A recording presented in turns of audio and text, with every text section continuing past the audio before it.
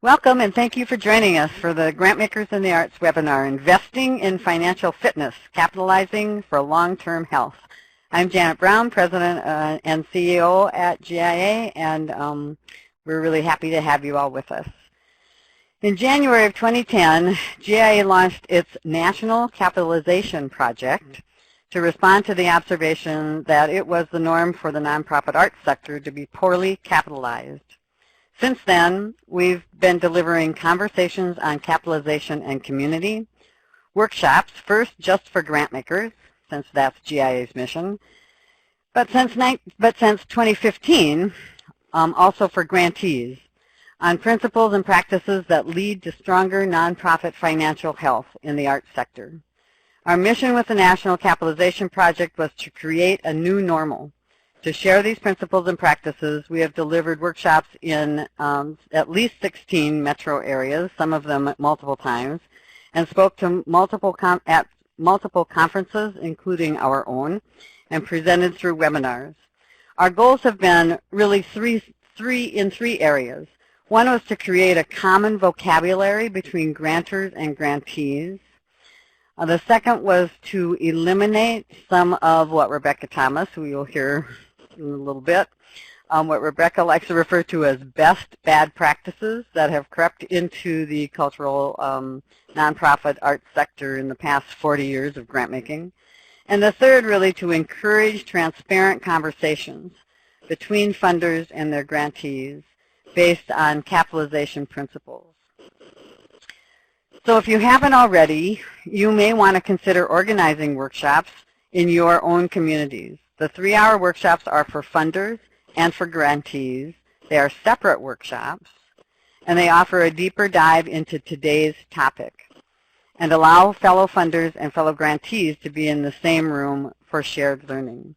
They're also, we found this discussion also to be the most productive when it is held in a local community, talking about that ecosystem and that the economic realities of where folks are actually living and performing and working. So for more information on that, you certainly can go to GIA's website or contact us at any time. We're happy to have joining us today Rebecca Thomas, who is the principal of RTA, a consultancy firm that works with nonprofits and grant makers on strategies and practices to strengthen organizational health within the arts sector. Rebecca created the current workshop curriculum, and together it is my honor that she and I are the primary presenters for the local workshops. It's been a delight working with Rebecca for the past several years, and now that I actually do the workshops with her, it's even more delightful. After her presentation, we'll be available to answer your questions.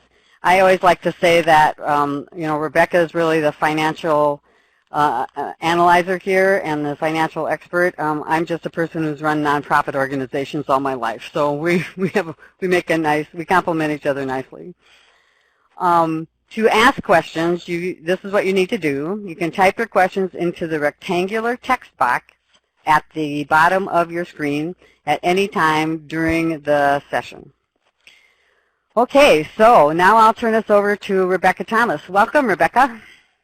Thank you, Janet, for that kind introduction and for inviting me today to join all of you for a presentation and dialogue about the importance of capitalization in support of the arts. I have been facilitating efforts to strengthen the financial health of the sector for a pretty long time, and I want to say that in recent years I've seen a great deal of progress. Grant makers in the arts especially are engaging with their grantees more candidly on the topic of money, and they're exploring meaningful changes in grant-making practices that support capitalization.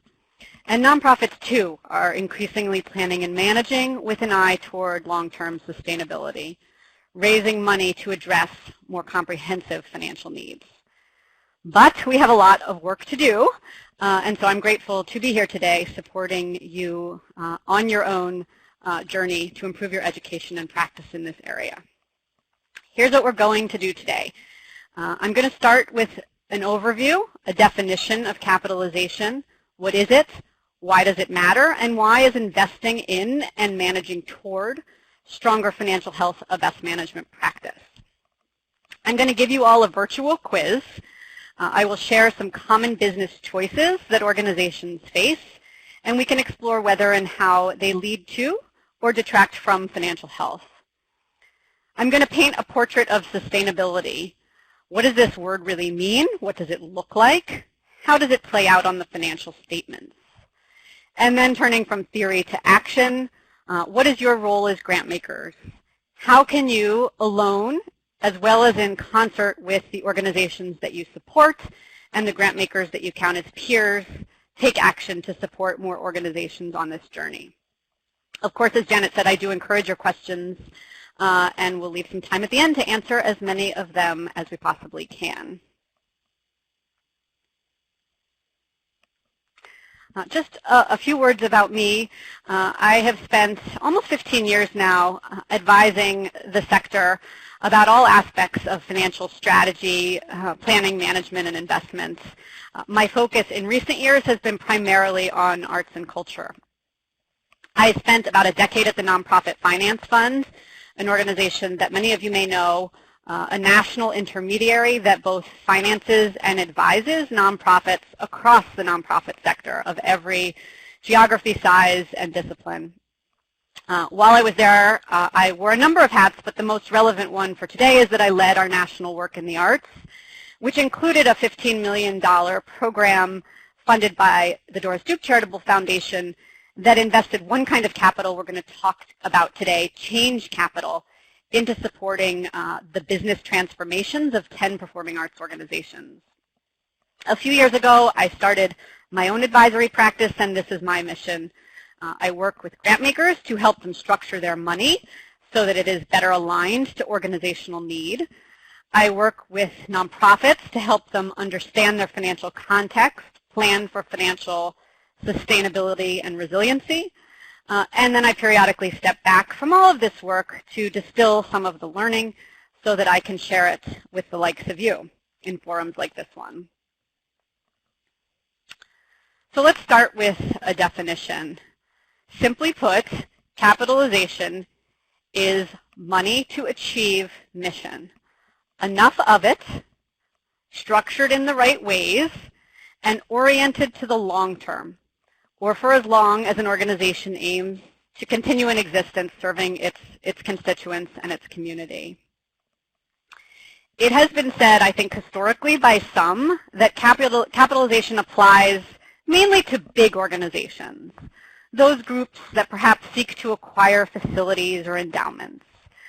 Today we're going to be talking about capitalization from a much broader lens because we believe that every organization, whether mature or emerging, institutional or community-based, benefits from both sound financial management and having adequate resources to sustain its mission. Why does capitalization matter? Well, a financially healthy organization has the resources to do all of these things, to pay its bills on time, manage cash flow, the predictable evenness between when revenue comes in and bills need to get paid. It can navigate tough times, the proverbial rainy day, when a funder maybe exits or an important staff person departs. A financially healthy organization can innovate and experiment outside of the normal budget cycle when an opportunity comes knocking that may or may not have dollars attached to it. It can take risk with how it runs its business and produces its art. A well-capitalized organization can steward its fixed assets, maintain its facilities or its collections, make necessary repairs and replacements, invest in mission-critical improvements. And of course, it can grow or adapt as circumstances internally or externally warrant. What happens when we ignore capitalization? A lot of bad stuff. Artists go unpaid, or they work for barely a living wage. Staff morale suffers. Full-time staff are overworked. They are underpaid. They are asked to wear too many hats, and sometimes hats that don't fit very well. Bold programs can get shelved, in favor of safer activities that have more predictable income streams. Organizations rob Peter to pay Paul, meaning they borrow from future year's restricted grants or from next season's subscription revenue just to pay today's bills. Facilities undermine programs. Buildings go unmaintained, potentially creating problems for the programs that are within them. And survival or crisis management or just making payroll becomes the strategy. Clearly, no organization should have to live like that. It was Program Director Ben Cameron, while at the Doris Duke Charitable Foundation, who said this: capitalization means artistic freedom. And as I go through these slides today, I will ask us all to remember this, that this is why we are here, right? We're not here to build financially sustainable organizations for the sake of financial health. The end goal is a more vibrant sector, and financial health is a means to that end. This photograph is one of the Merce Cunningham Dance Foundation, an organization that used Change Capital to actually gracefully exit the nonprofit sector, to put on a final world tour, to create a fund that would support the transition of its longtime dancers and administrators, and to transfer its assets to a trust. We're going to talk today, I think, a little bit more about change within the context, or capital within the context of change or growth. But it's important to remember that it can also be used to support right-sizing, downsizing, or in some cases, exit. Okay, so I want to give you a quick quiz to test your capitalization savvy.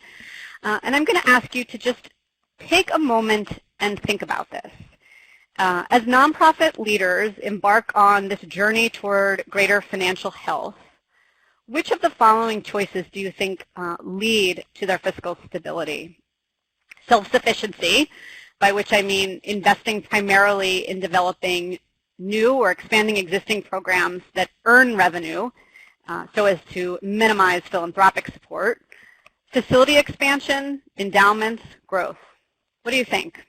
Just take a moment and maybe jot down on a piece of paper your answer.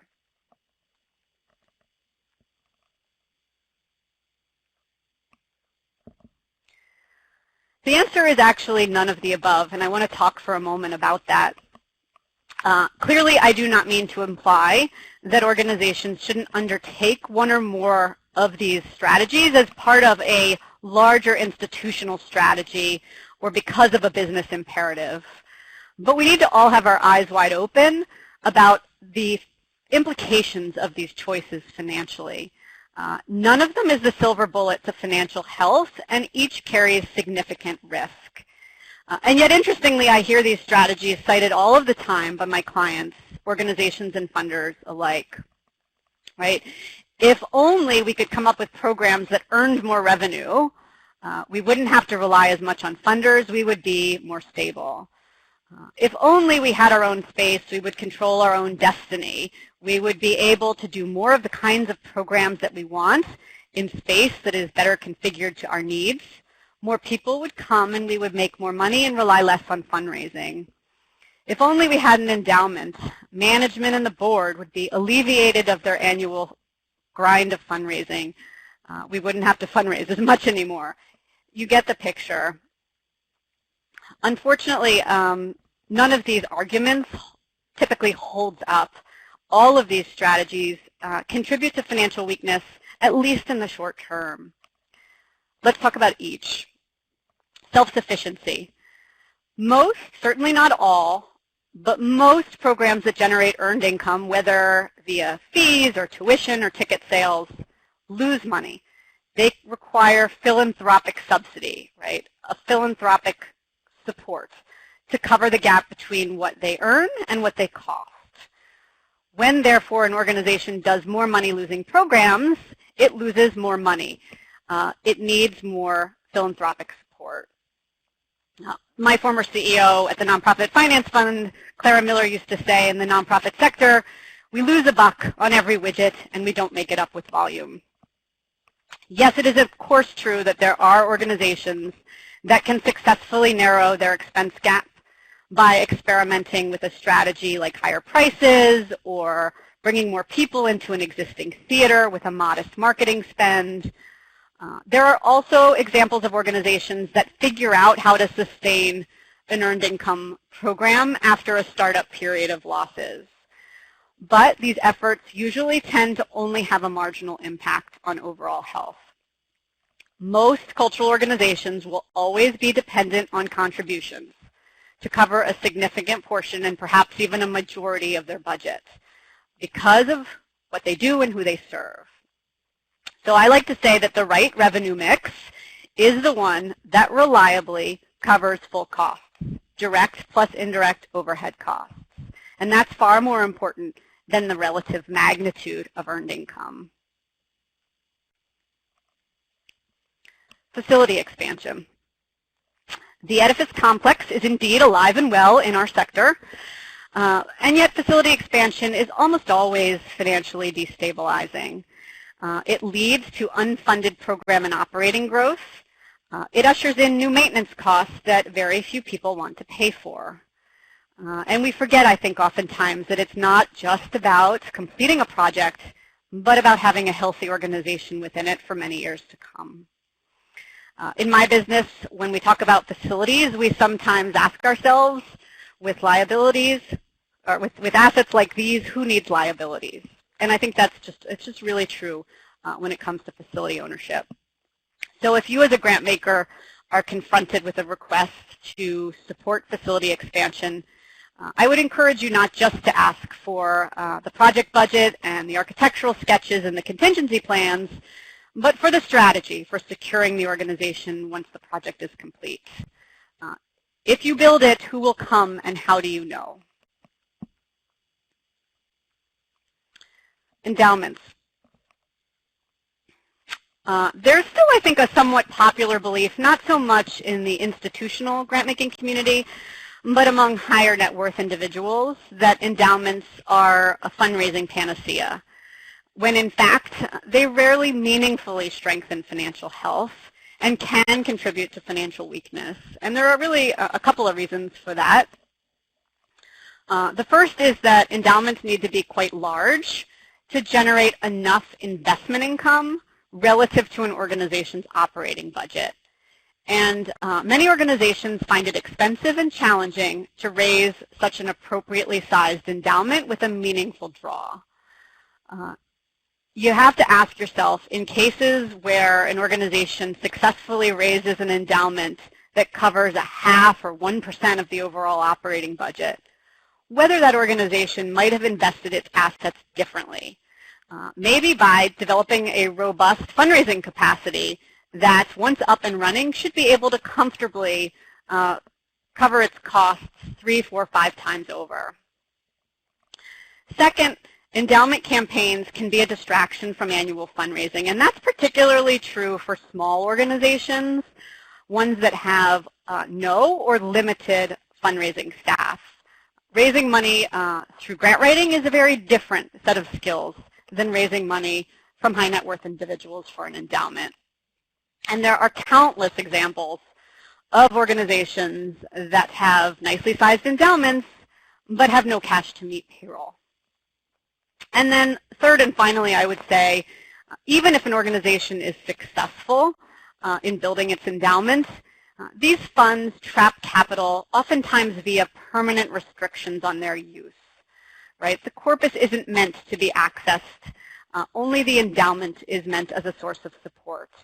And therefore, when there is an emergency, when there is a recession, when there is a time of great need, these funds can't easily be tapped. So, certainly endowments make sense for some cultural organizations as part of a broad fundraising strategy, but they simply shouldn't be any group's first capitalization priority. And then growth. I think there's still some who think that organizations can scale themselves to sustainability when in fact growth ushers in deficits as costs increase before new revenue materializes. It can take organizations 3, 5, or more years to ramp up their fundraising to the point where it can comfortably cover new staff, new square footage, new program costs. And some organizations never get to that point. There is a lot of data that shows us that organizations tend to be financially healthier when small than they are when they grow or reach a more mature state. Growth, like facility expansion, needs to be thoughtfully planned, and we need to ask grantees how they will sustain what they build before we decide whether the risk is worth taking. I think the organizations that actually grow the most successfully are the ones that are able to raise funding up front to cover a period of temporary deficits, to cover a period when they are building new muscles, testing new strategies, and learning through trial and error what works and what may not. So clearly, there is no one strategy that unlocks sustainability, and yet these are choices that organizations face all the time. As a sector, I don't think we even have a good understanding of what sustainability means, and so I thought it would be helpful to paint a portrait of what nonprofit leaders should be striving toward as they weigh complex decisions like these and others. I believe there are 3 ingredients in the secret sauce of sustainability. The first is having a business model that reliably yields cash surpluses, meaning that earned and contributed revenue collectively and regularly exceed the full costs of operations, leaving a modest profit margin at the end of the year. The only way that an organization can build and maintain a strong capital base is through the generation and set aside of surpluses. It's when surpluses convert to cash that we get ingredient 2, an appropriately liquid balance sheet. There's enough flexible money on hand or within sight for an organization to manage risk and take periodic risk. And then the third ingredient of sustainability is having access every once in a while to what I call transition capital, usually significant infusions of money that can be spent down against a strategy either to recover from crisis or to adapt in response to a new mission or market opportunity. This is the money that allows an organization to adjust its business model so that over time it builds and maintains an adequately liquid balance sheet.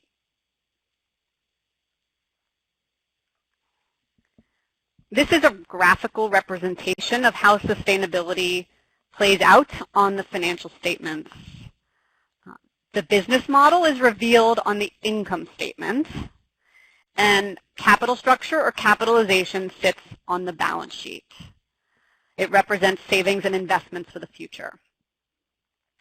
When an organization brings in more money than it spends and generates surpluses, or raises that once-in-a-while transition capital, it strengthens its balance sheet, increases its cash assets, and its net worth. The flip side is also true. When organizations run deficits, they deplete their cash and oftentimes drive up their liabilities, either because they're not paying their vendors on time or they're borrowing from their bank, and then sometimes their board members.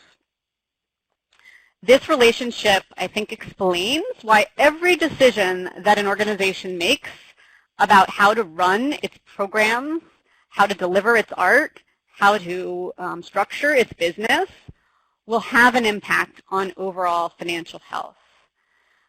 Grant makers often spend a lot of time focusing on the income statement because that's where your money sits and that's where the deliverables against your grant sit. And yet, the way you structure your money, too, will over time have an impact on your grantees' capital structure. We'll talk a little bit about this later, but when organizations raise a lot of project money that doesn't cover full costs, their balance sheet tends to weaken over time. Organizations that are more successfully able to raise flexible general operating support are more likely to be in a position to save so long as they can manage their expenses appropriately. So let's just take a few minutes to discuss each of these ingredients in a little bit more detail. If a core element is a strong business model, how do you know that when you see it? Number one, in a viable business model, there's a good understanding of demand in the community for the organization's programs. What I really mean here is that leadership has done the research, it has the data to understand existing and potential support from its audiences, or its visitors, and its donors. Are performances regularly selling out? Is there a wait list for the school? Are donors looking for ways to get engaged? These are the kinds of questions organizations need to be able to answer as they wrestle with really understanding the demands for their program offerings. Second, in a viable business model, there's an understanding of financial mission trade-offs across activities. And there's a balance between the programs and administrative areas that generate a financial return, a positive contribution, and those that may lose money but are critical for mission reasons. And I want to be crystal clear that really every organization is going to have some money losers, otherwise it wouldn't be a nonprofit. But collectively, when all of our activities are rolled up, they should contribute to better than break-even results in more years than not. I'll give you a really specific example. I'm involved with a glassmaking organization right now. This organization makes a nice profit from offering glassmaking classes to the general public. But they lose money on artist residencies, which work with aspiring and professional glassmakers. These residencies don't bring in significant fees, and the equipment is really expensive. But the business model works. The fundraising department, combined with the profitable recreational programs, offsets deficits in residencies. The question that always comes up when I do sessions like this is, well, how big should surpluses be? And I wish I could give you an easy answer, but it really does depend on a number of factors. At a minimum, surpluses should be big enough to cover the coming year's annual debt obligations. Then, surpluses should be big enough to make some amount of investment in fixed asset repair and preservation. If not to fully cover depreciation, then at least to partially cover depreciation in recognition that there will be wear and tear on facilities or other fixed assets. And then ideally, organizations should periodically size their surpluses so that they can make contributions to savings, whether for short-term cash management or for longer-term reserves. I should also say that even the best run of organizations will at times run deficits, and that is not necessarily a huge red flag. Circumstances happen, and they're not always predictable. Some organizations also plan deficits as they're going through a period of growth. What makes a business model sound is that there is a plan to emerge and a timeline to emerge.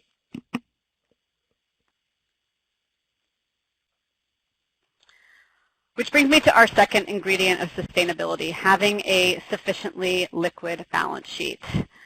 What should you be looking for? First, the presence of adequate working capital, and then, once that's satisfied, the creation of one or more board-designated reserves. Working capital is everyday management money. This is money that organizations need to bridge the cyclical or the seasonal gap between when revenue comes in, that pledge converts to cash, and expenses get paid. Most organizations have some form of seasonal or cyclical programming, and so they need to be able to maintain cash on hand so that they can pay for things like salaries that don't go away during slower revenue months. Typically, organizations will secure working capital via cash surpluses. It is the rare funder that gives an organization a grant for working capital. And I actually think that's appropriate. I think this is money that organizations should be able to generate through a functioning business model. Some organizations also add to their working capital through access to a line of credit with a bank. And a line of credit is, I think, an excellent tool for cash flow management. meaning we don't have the cash today, but we know where it's coming from and when. But it's clearly not an appropriate tool for organizations in crisis for deficit management. In terms of how much is enough, it does depend on the organization's cash flow, right? An organization that just runs a summer dance festival 2 months during the year is going to need a lot more cash than an organization with year-round programming. So one of the reasons why I always advise organizations to do cash flow forecasting is so that they can really get a handle on their working capital needs. Working capital is different from a board-designated reserve, which has a more strategic and longer-term time horizon. Ideally, these reserves are governed by a policy that the board approves, which is very clear about the purpose of the funds, the authorization of their use, and the future replenishment source. There are three common, I guess I would say, or more common types of reserves that we see in the arts and culture sector. The first is the operating or the rainy day fund. This is money for risk management, right, to cover a temporary loss. Maybe the box office disappointed or a funder exited. Risk reserves support research and development. They support artistic or business experimentation. They allow organizations to say yes when that opportunity comes knocking. They may pay for the upfront costs of a risky production. They may seed investment in a new critical technology. They may allow an organization to explore a new way to diversify audiences. You may be hearing this and saying, well, it sounds like a project grant to me. And in fact, from a purpose standpoint, I would say these two types of funds are similar, but they're structured very differently. You know, I would argue that given the length of funding cycles, given the tendency of project funding to fall short of full cost coverage, that it is always a good strategy for organizations to have some cash sitting on their balance sheet so they can be opportunistic, so they can take risk on their own terms and their own timeline. And then third, the fixed asset reserve.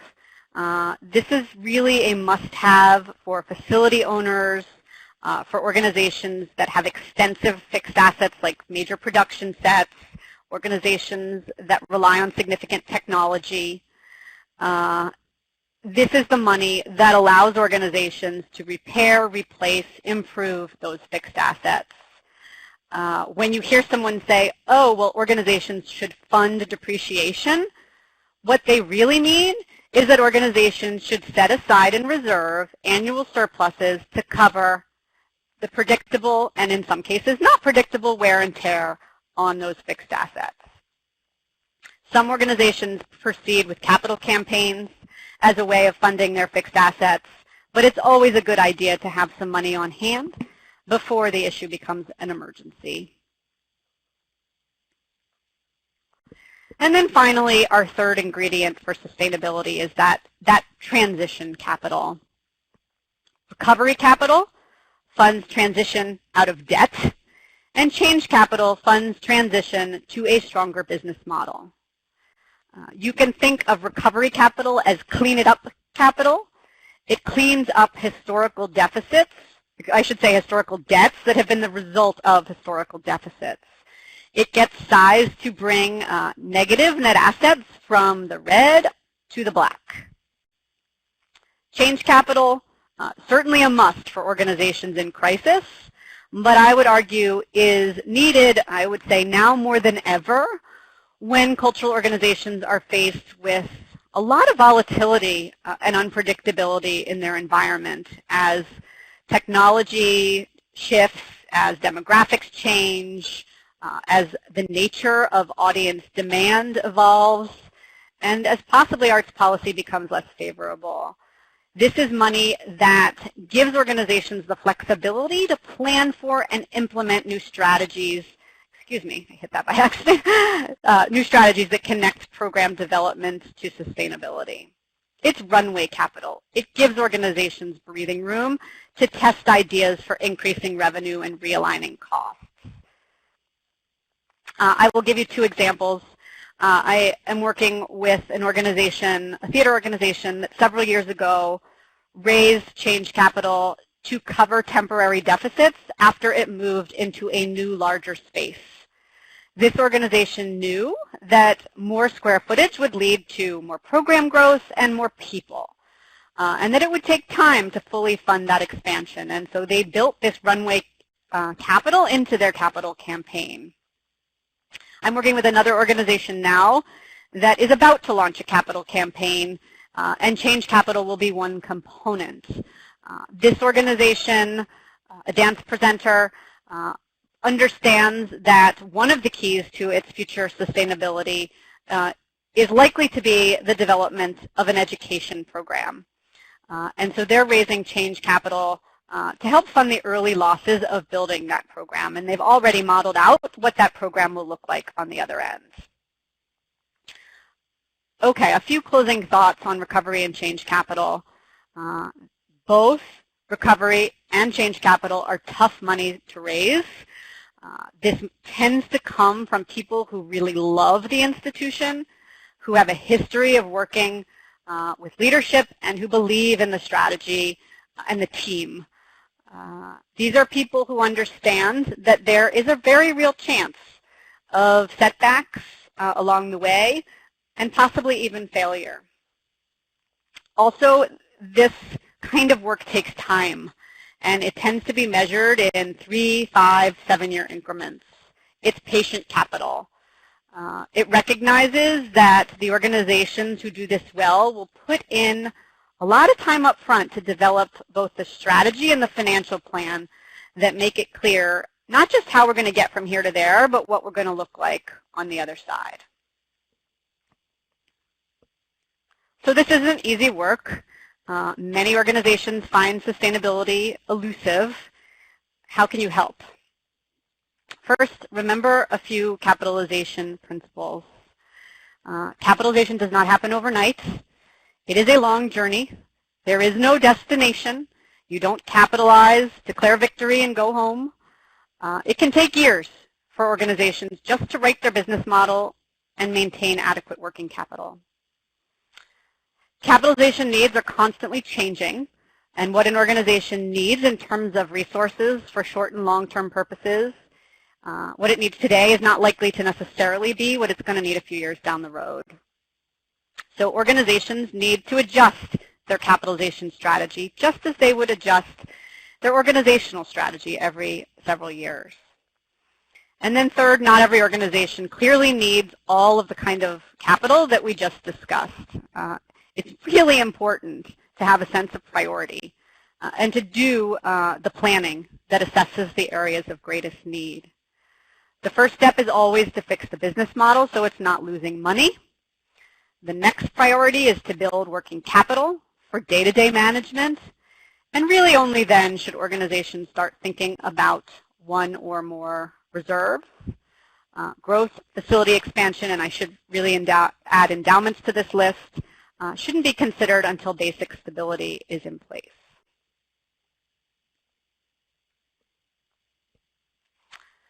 Historically, grant makers and grantees alike have perpetuated a set of practices that I think are very well intentioned, but that have contributed to either inadequate or inappropriate resourcing of the sector.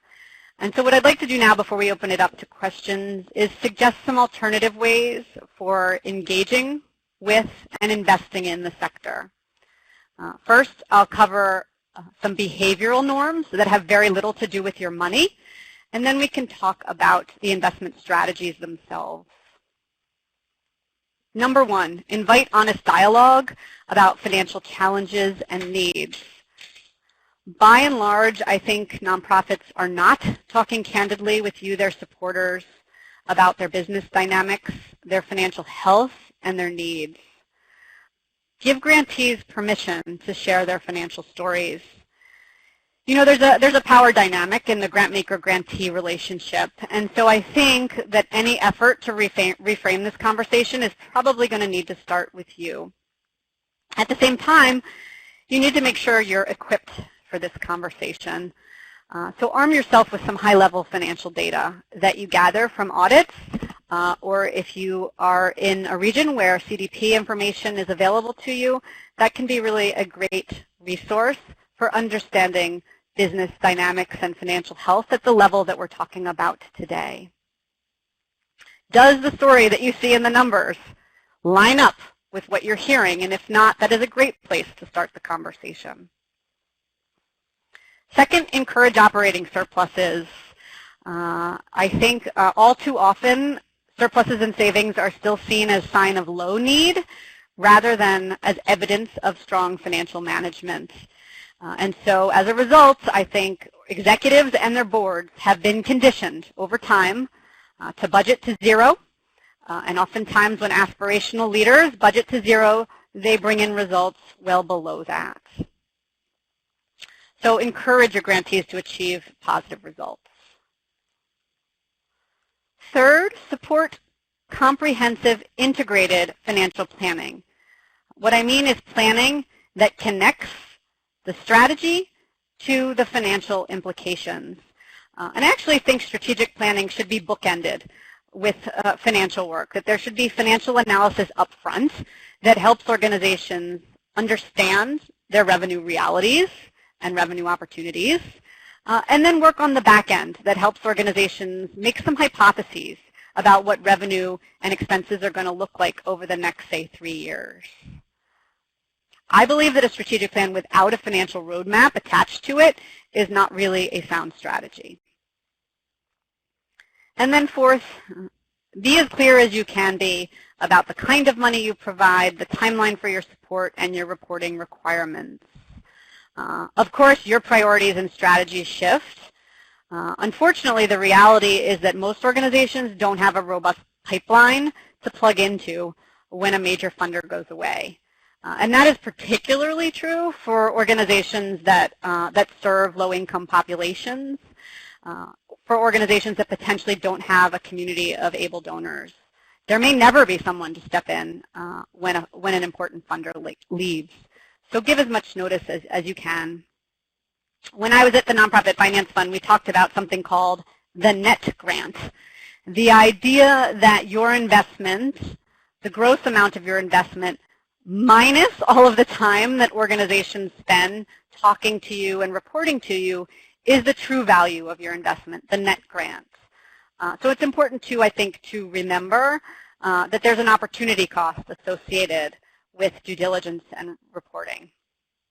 Ask yourself whether your reporting requirements are commensurate to the size and the nature of your support. And then here are 4, I think, additional best practices that would require shifts in investment strategy. The first, fund projects and programs at full costs, inclusive of a reasonable and meaningful amount of overhead. If you can, build in a provision for savings or for surpluses, because in so doing, you make it possible for an organization to save. When project funds are restricted and they only pay for the direct costs of the project, when they don't pay for marketing or their fair share of marketing staff, fundraising staff, finance, square footage, systems, organizations underinvest in these critical areas, and in fact, they put their programs and projects at risk. Second, are you in a position to offer general operating support, either alone or as a complement to your program support? Unrestricted revenue is the best way to signal trust in an organization's leadership and strategy. It gives organizations the ability to pay for what they determine are their highest needs, and to be nimble when they experience changes in their environment. GOS makes it possible for organizations to achieve surpluses and generate capital. Can you make a special grant for a cash reserve, either to seed the creation of a new fund or maybe to match an organization's progress in creating one? You know, I'll say a final word here about endowments, which is that they can be an element of capital strategy for large institutions that have significant fixed infrastructure and a well-staffed development function, but they're never appropriate for organizations that don't already have cash on hand to manage the day-to-day and to weather a rainy day. So if you are a source of endowment funds, I would encourage you to think about, is there a way that you can make your gift on an unrestricted basis so that your grantee can preserve the flexibility of its assets in times of great need? And organizations can always put in place policies at the board level when these funds are provided on an unrestricted basis. And then finally, are you, and you may not be, but are you in a position for the organizations whose missions and leaderships you really believe in to consider transition capital, change capital for organizations that may need to grow or restructure or reimagine their programs and operations for the future? I have been involved in designing and running a number of local grantmaker initiatives that are testing targeted investments of change capital. And I will tell you, this is really hard work. It requires leadership to be committed to data-informed learning and decision-making. It involves intensive technical assistance, both for upfront planning and for implementation. And it really requires a willingness on the part of organizations to take risk, to monitor their results, and to course correct, I would say, when, not if, circumstances don't go according to plan. I do think that the field needs more of this kind of money, but only if it can be structured in ways that connect flexibility with accountability along the journey. So, before we open it up to questions, I just want to conclude by asking you to remember that capitalization is a mindset. It is a way of life. It is not a project. It provides the resources that should support all organizational strategies and grantmaker priorities. And there really are everyday ways that funders can support their grantees on this journey to a brighter financial future. And finally, no money, no mission. Capitalization for its own sake is meaningless. It is all, at the end of the day, about the art. And with that, Janet, I will turn it back over to you in case there are any questions. Thanks. Thank you, Rebecca. As always, very enlightening and great. So now we're going to start. If you have any questions, you can type them into the box on the left-hand corner, lower corner of your screen, and we can. We'll ask Rebecca those questions. I have a couple right now that I'd like to start with, and one is, Rebecca, as funders shift away from overhead cost policies, meaning they have a cap on overhead costs, I'm presuming what that means, or setting fixed limits on indirect expenses.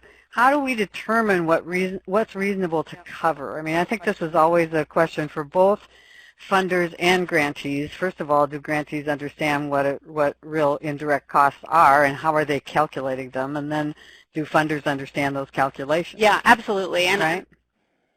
So what's reasonable then? I mean, how do we go I guess about what I would that? say here is that first, there is no one overhead cost ratio that applies across the sector. That organizations with different missions, that serve different populations, that have different plans for growth, are going to need different amounts of overhead or indirect costs. And that's really important, I think, to understand up front. Also, there is no common methodology for allocating overhead costs. Many organizations haven't even developed a methodology at all because they're constantly trying to fit their budgets into their funders' preordained policies on this topic. And so therefore, it's tough to determine what is fair and reasonable.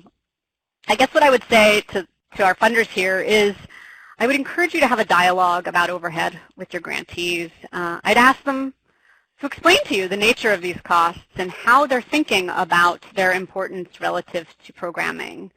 I would ask them to show you data explaining how they are spreading these costs across their programs and projects, because clearly you can't fund what you don't understand and hasn't been explained to you clearly. I think I would also add that how much an organization spends on any particular cost item is actually far less important than what the organization achieves in terms of their performance and impact. And I do think as a field, and this is not just true in the arts sector, it's true across the nonprofit sector, that we sometimes arbitrarily focus on overhead because we can't readily access data on outcomes. And that's where I really think we need to focus our energies. Great, that's great. Rebecca has heard me say this a gazillion times, but when we do these workshops for grantors and grantees, I talk about the fact that I think 99% of all grantees lie about this topic on their grant application to you, and they will always, always underestimate what their real indirect costs are and what their real overhead costs are, out of fear that that a grantor is going to come back to them and say, you know, you're being unrealistic about what this is going to cost you, when in fact I think that's been one of the traps, and we talk about best bad practices, that the nonprofit sector has found itself trapped in because of the perception of overhead costs and indirect costs, and that they should not be at a certain level. Well, every organization is different. What you do and the services you provide are different, and consequently overhead costs and indirect costs are different. So I think that's a great question, and thank you, Rebecca, for your answer. And so the next question we have, and I think this is, you have probably just time for this one more, and this is a very telling question because I think it kind of goes to the heart of what we mean by capitalization, and also by how organizations are financed and how funders are thinking about those organizations. And the question is this: what are your thoughts regarding when an organization is ready for capitalization? Mm-hmm. I say that in little air quotes. And in other words, what are the infrastructural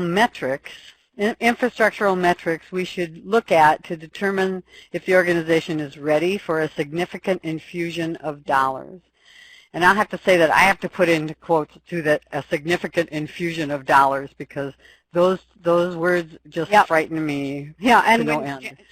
Rebecca, do you want to talk about that? It's funny, when Janet and I do the long version of this workshop out in various communities, one of the early things we say is that capitalization doesn't need to be expensive. For some organizations, it can be, right? For organizations with facilities and endowments and a lot of infrastructure to maintain, it's very expensive. But for some organizations, we might be talking about getting from 2 weeks of cash to 2 months of cash. And so I think every organization is ready for capitalization. The question is what kind of capitalization and in what priority order. And it's really important for organizations through this planning process to identify what is their highest and most urgent need for capital. An organization that's in crisis is going to need a fair amount of capital, right, to dig itself out of that hole and to repair its programs and operations for a different future. Most of the sector is kind of getting by with 1 or 2 months of cash. They're not in crisis, but they're hardly stable. And for them, the first order of priority is to make sure that they can pay their bills on time and have a little bit in the bank to withstand a rainy day or to take risk.